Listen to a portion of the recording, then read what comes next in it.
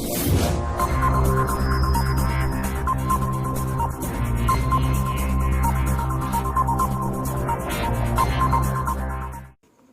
दोस्तों, आपका स्वागत है हमारे YouTube channel Lord Buddha study centre ढरा की यूट्यूब चैनल में। आज मैं सुरेंद्र कुमार आपके लिए टेक्स्ट बुक का 25 इंपॉर्टेंट क्वेश्चन लेके आया हूं और ये सेट संख्या 3 है। तो दोस्तों, इससे पहले मैंने 2 सेट तक अपडेट दे दिया है। यदि नहीं देखें तो प्लेलिस्ट के माध्यम से देख लीजिएगा, सारे वीडियो आपको मिल जाएंगे। चलिए अब प्रश्न की ओर चलते हैं। और एक चीज़ बता दूँ, यदि आप ग्रुप डी का टेक्स्ट बुक का सेट लगाते हैं 3 से, आपको ये प्रश्न सारे देखने को मिलेंगे। और ये इसमें देखिए अजब अजब प्रकार का आपका प्रश्न दिया गया, उसको नोट कर लीजिएगा। और एक चीज़ बता दूं, यदि आप टेक्स्ट बुक आप टेस्ट मारना चाहते हैं इस पर, तो आपको लिंक इसके डिस्क्रिप्शन में मिल जाएगा, वहाँ से आप डाउनलोड करके मार सकते हैं। चलिए दोस्तों, अब चलते हैं प्रश्न की ओर। फर्स्ट नंबर प्रश्न देखिए, निम्नलिखित में से किसी 2019 के 10 में सामाजिक उद्यमी पुरस्कार से सम्मानित किया गया? तो इसका जवाब क्या होगा? इसका जवाब हो जाएगा 4 नंबर ऑप्शन, यानी शांति राघवन और दीपेश सुतारिया। तो चलिए अब प्रश्न संख्या 2 की ओर। और देखिए तो इसमें एक चीज़ बता दूं, ये जो पुरस्कार आप देख रहे हैं, इसका स्थापना 2010 में हुआ था, इसको नोट कर लीजिएगा। चलिए अब प्रश्न संख्या 2 की ओर। 2 नंबर प्रश्न कहता है, अक्टूबर 2019 में भारतीय वायुसेना द्वारा अनुमोदित किए जाने के बाद स्क्वाड्रन लीडर डैश का नाम राष्ट्रीय युद्ध स्मारक में जोड़ा गया है। तो चलिए इसका जवाब कौन सा ऑप्शन होगा? चलिए इसका जवाब हो जाएगा ऑप्शन नंबर 2, यानी रवि खन्ना। चलिए अगला प्रश्न की ओर। अगला प्रश्न है 3 नंबर, हाइबरनेशन के दौरान मेढक निम्नलिखित में से किसके द्वारा श्वसन करता है? तो इसका जवाब क्या होगा? इसका जवाब हो जाएगा ऑप्शन नंबर डी, यानी केवल त्वचा के द्वारा। अगला प्रश्न संख्या 4, निम्नलिखित में से कौन सा संवैधानिक निकाय नहीं है? तो इसके बारे में बता दूं, इसका आंसर हो जाएगा 4 नंबर ऑप्शन, राष्ट्रीय महिला आयोग। अब एक चीज बारे में को ध्यान से सुनना है आपको। राष्ट्रीय महिला आयोग का स्थापना 1992 में हुआ था और इसका पहला अध्यक्ष जयंती पटनायक जी थे और इसका वर्तमान अध्यक्ष रेखा शर्मा है। और देखिए ये जो है आपको संवैधानिक निकाय नहीं है, लेकिन ये क्या है? चलिए इसको ध्यान से सुनिएगा, ये आपका संवैधानिक निकाय है। ये आपको संवैधानिक निकाय नहीं है, लेकिन संवैधानिक, दोस्तों इसमें देखिए डिटेल दिया गया है, संवैधानिक निकाय है। अब देखिए वैसे देखिए ये क्या होता है, आपको सरकार से कि आपको देख रेख में रहती है, लेकिन ये संवैधानिक निकाय नहीं है। चलिए अगला प्रश्न संख्या 5 की ओर। प्रश्न है, कौन सा अंग भोजन का मुख्य पाचक और अवशोषक है? इसका जवाब हो जाएगा 5 नंबर प्रश्न का ऑप्शन नंबर 4, यानी छोटी आंत आपका बिल्कुल सही जवाब। अगला प्रश्न, वन और सागर किस ग्रीन हाउस गैस के लिए सिंक का काम करते हैं? तो चलिए इसका जवाब हो जाएगा option number B, carbon dioxide. अगला प्रश्न संख्या 7, ध्यान से देखिएगा। प्रश्न है, निम्न स्तरीय वस्तुओं की मांग कम हो जाती है जब डैश होती है, किसके कारण कम हो जाती है? तो ध्यान दीजिएगा, इसका जवाब हो जाएगा ऑप्शन नंबर 3, यानी आय जब बढ़ती है। इसका देखिए 3 नंबर ऑप्शन आपका जवाब हो जाएगा। अब चलिए प्रश्न संख्या 8 की ओर। अब इसको ध्यान से देखिएगा। अब प्रश्न है, कौन सी पंचवर्षीय योजना भारतीय स्वतंत्रता के 50 वर्षों बाद प्रस्तुत की गई थी? तो इसका जवाब क्या होगा? इसका जवाब हो जाएगा ऑप्शन नंबर 2, यानी 9वीं पंचवर्षीय योजना। अब इसका कार्यकाल कितना से कितना तक था? तो ये था 1997 से 2002 तक पंचवर्षीय योजना का कार्यकाल था। चलिए अब 9 नंबर प्रश्न देखिए। प्रश्न है, विश्व व्यापार संगठन के पहले विश्व कपास दिवस समारोह की मेजबानी कहाँ की थी? चलिए, कहाँ में की गई थी? तो इसका जवाब हो जाएगा ऑप्शन नंबर 2, जिनेवा। और एक चीज बता दूं, इसका आपको प्रतिनिधित्व केंद्रीय कपड़ा मंत्री स्मृति ईरानी जी किए थे। इसका प्रतिनिधित्व, ये जो आपको समारोह हुआ था उसका मेजबानी। अब अगला प्रश्न चलिए, प्रश्न संख्या 10 की ओर। 10 नंबर प्रश्न है, पत्ती के बीच में मौजूद मोटे सिरे को क्या कहा जाता है? इसका जवाब आप जानते हैं? तो चलिए, इसका जवाब आपको बता दूं कि जवाब हो जाएगा ऑप्शन नंबर 1, यानी मध्य सिरा। अब ध्यान से सुनिएगा, एक टॉपिक आपको मैं बता रहा हूं, यानी वीनेशन जो है, ये जो है, ध्यान सुनिएगा, वीनेशन किसी पत्ती के मोटे सिरों की व्यवस्था है। जब यह व्यवस्था मध्यसिरा के दोनों तरफ जालीदार नुमा होती है तो इसको क्या कहा जाता है? चलिए ध्यान दीजिएगा, इसको कहते हैं रेटिक्यूलेटर। सॉरी दोस्तों, रेटिक्यूलेट कहते हैं, रेटिक्यूलेट कहते हैं। क्या कहते हैं? रेटिक्यूलेट कहते हैं। अगला प्रश्न देखिए, 11 नंबर प्रश्न। 11 नंबर प्रश्न है आपका, निम्नलिखित में से धमनी या सिरा में अवरोध आ जाने के कारण दिल का दौरा पड़ता है। अब चलिए, इसमें कौन सा ऑप्शन होगा? देखिए, ये सारे आपको इंपॉर्टेंट क्वेश्चन दिया गया है।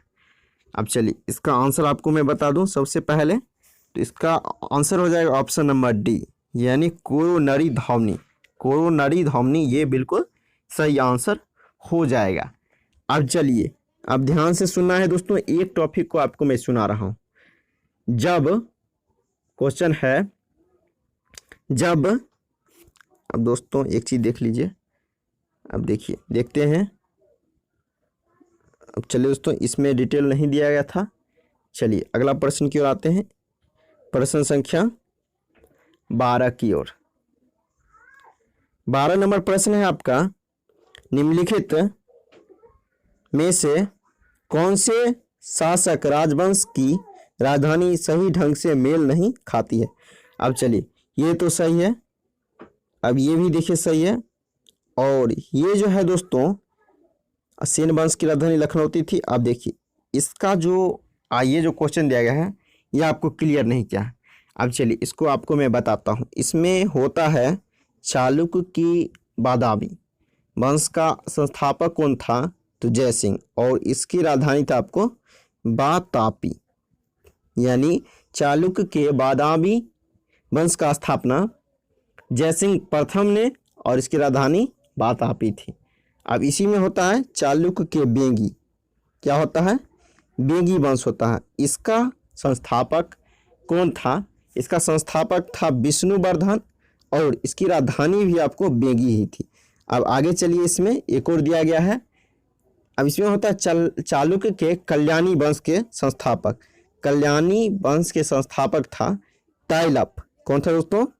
तैलप द्वितीय, और इसकी राजधानी थी आपको, कहाँ थी? तो मान्यखेट या कल्याण, इसकी राजधानी थी। ये आपको गलत दिया गया है, तो गलत कहता चुनने के लिए यही इसका आंसर हो जाएगा।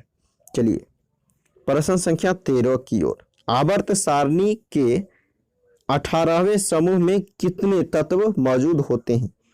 तो इसका जवाब क्या होगा? तो इसका जवाब हो जाएगा ऑप्शन, देखिए लगा हुआ आंसर है, 7 हो जाएगा। अब चलिए इसको ध्यान से सुनिएगा, कौन कौन सा होता है। तो ये होता है आपको हीलियम, ध्यान रखिएगा, हीलियम होता है, और नियन होता है, नियन, आर्गन, और क्या है दोस्तों? क्रिप्टन, उसके बाद है जेनन, उसके बाद रेडोन, आर्यन रेडोन का होता है, और अंत में आपको है ओ आर, सॉरी दोस्तों, ओ जी। इसको क्या कहते हैं? ओगेसन, ऑर्गेन्सम कहते हैं। तो ये आपका हो गया 7। चलिए अब प्रश्न संख्या 14 की ओर। प्रश्न देखिए, इसका आंसर लगा हुआ है, एंथ्रासाइट कोयले में डैश कार्बन होता है। कितने प्रतिशत होता है? इसका आंसर फर्स्ट नंबर ऑप्शन है 91%। अगला प्रश्न देखिए, भारतीय वायुसेना दिवस कब मनाया जाता है? तो चलिए इसका आंसर आप जानते होंगे। तो 15 का आंसर हो जाएगा ऑप्शन नंबर सी, यानी 8 अक्टूबर को। अब चलिए इसका स्थापना कब हुआ था? तो इसका स्थापना हुआ था 1932 में। ध्यान दें दोस्तों, इसका स्थापना हुआ था 1932 में और ये मनाया था 8 अक्टूबर 2019 को जो मनाया था, ये उसका 87वां वर्षगांठ था। अब चलिए इसका क्या होता है? फुल फॉर्म होता है देखिए इसका फुल फॉर्म क्या होता है? Indian air force, IAF, Indian air force. इसका स्थापना बता दिया और इसका इस बार जो मनाया गया 2019 में 87वां इसका वर्षगांठ मनाया गया। अब चलिए इसके बारे में ध्यान से आपको सुनना है। इसका जो स्थान है दुनिया में चौथा स्थान है। पहला स्थान है USA, उसके बाद हो गया चीन और उसके बाद रूस, और इसका स्थान कौन सा है? चौथा है। और सबसे बड़ी ये वायुसेना है। अब ध्यान से सुनिएगा, इसका जो है 60 से अधिक एयरबेस जो होता है, एयरबेस 60 से अधिक इसका है, यानी वायुसेना का। अब ध्यान दीजिएगा, एक और दिया गया टॉपिक, भारतीय वायुसेना जो है हिंडन वायुसेना स्टेशन एशिया में, ये जो है हिंडन वायुसेना स्टेशन, ये एशिया में सबसे बड़ा है। हिंडन वायुसेना एशिया में सबसे क्या है? बड़ा है। और आपको याद रखना दुनिया में इसका स्थान कौन सा है? इसका स्थान है दुनिया में आपको 8वां स्थान है, यानी हिंडन वायुसेना स्टेशन का स्थान दुनिया में 8वां और एशिया में सबसे बड़ा है। चलिए प्रश्न संख्या 17 की ओर, सॉरी दोस्तों 16, पहले 16 करेंगे। चलिए 16 नंबर प्रश्न कहता है, निम्नलिखित में से किस पुर्तगाली गवर्नर ने ब्लू वाटर की नीति पेश की? अब चलिए इसका जवाब क्या होगा? तो चलिए इसका जवाब हो जाएगा ऑप्शन नंबर 2, यानी फ्रांसिस डी अल्मीडा। अब इसके बारे में ध्यान से सुनते हैं। इसका जो कार्यकाल था 1505 से 1509 तक था। अब इसके बारे में ध्यान सुनिएगा, ये जो है भारत में पहले गवर्नर, यानी फ्रांसीसी पहले गवर्नर चुने गए, यानी फ्रांसिस डी अल्मीडा। अब चलिए प्रश्न संख्या 17 की ओर। 17 देखिए प्रश्न कहता है, निम्नलिखित में से कौन सी हवा को सनो ईटर यानी हिमभक्षी भी कहा जाता है? तो इसका जवाब क्या होगा? इसका जवाब हो जाएगा ऑप्शन नंबर 2, यानी चीनू को कहा जाता है। अगला प्रश्न संख्या 18। प्रश्न है, सौर प्रणाली में किस ग्रह का सर्वाधिक पलायन वेग है? चलिए अब आप जानते होंगे, सबसे भारी ग्रह, सौरमंडल का सबसे भारी ग्रह कहा जाता है बृहस्पति को, और इसका पलायन वेग जो होता है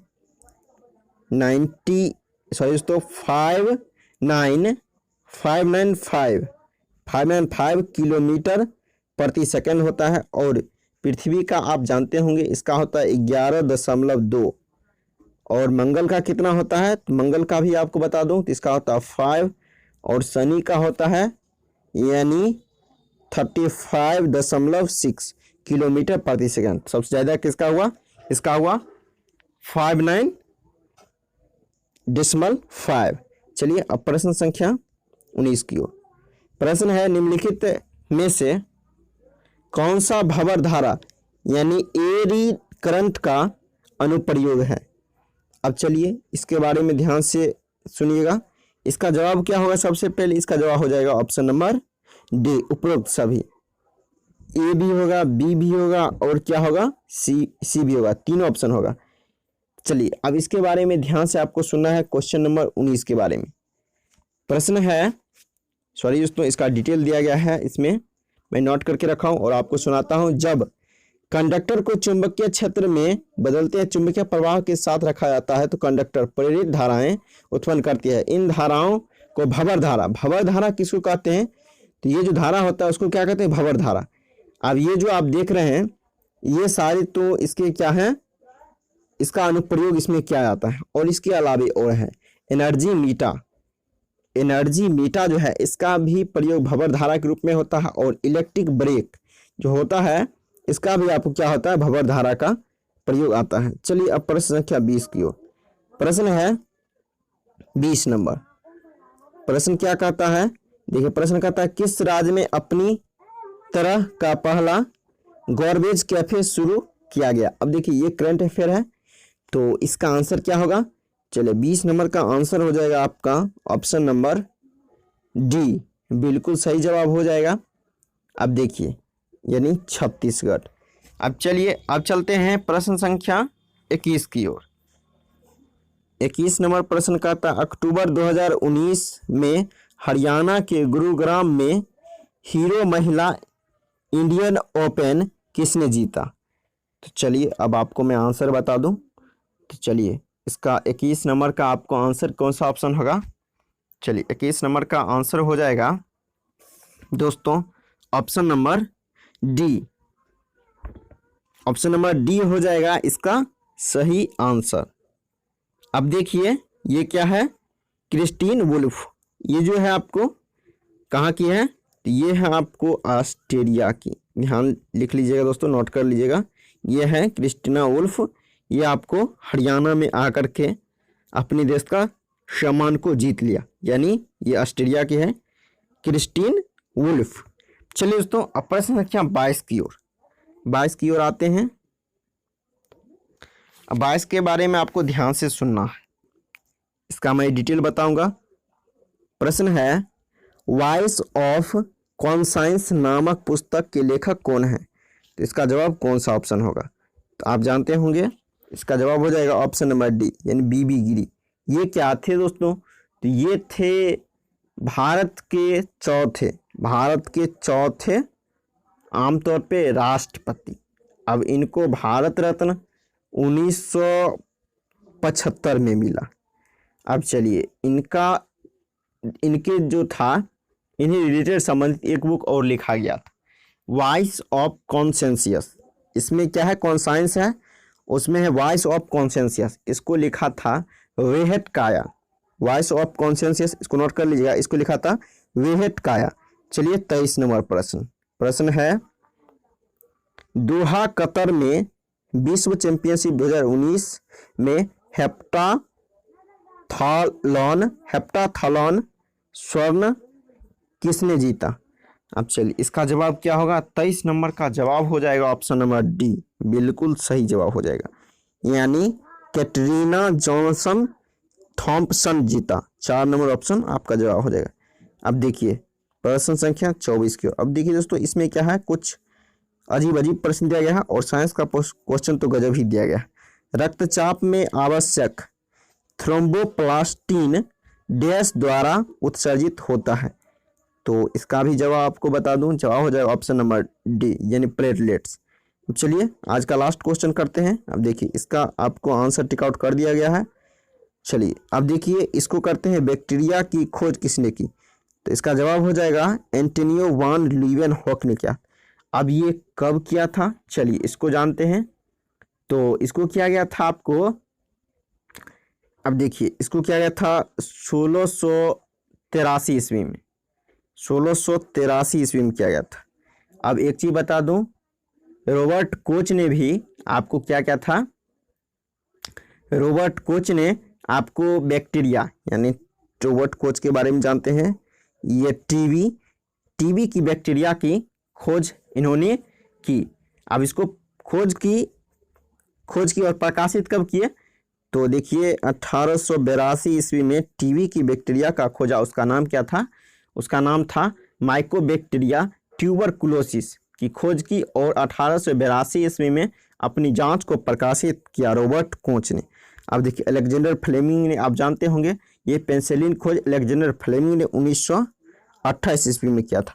चलिए दोस्तों आज के लिए इतना ही, फिर मिलते हैं नेक्स्ट वीडियो में, तब तक के लिए जय हिंद दोस्तों।